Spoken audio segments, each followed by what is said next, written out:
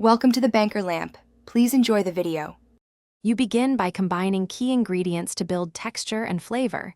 This saves time and avoids stopped motion. Place 1 can of refried beans into the processor, then add 1/2 cup sour cream and 1/4 cup salsa for creaminess and acidity. Pulse briefly to integrate.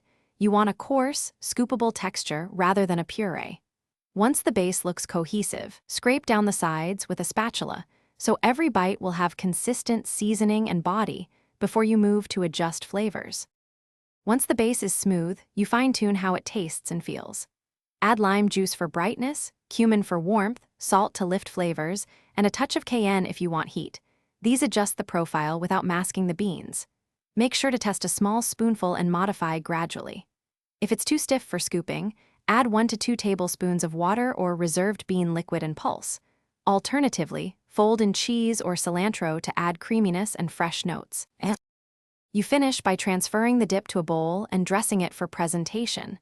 A spoonful of salsa, extra shredded cheese, or green onions makes it pop.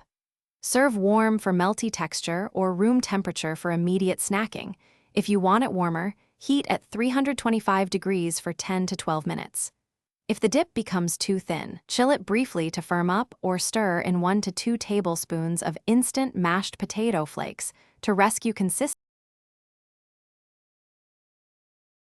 Thanks for watching. If this was helpful, leave a like and consider subscribing. See you next time.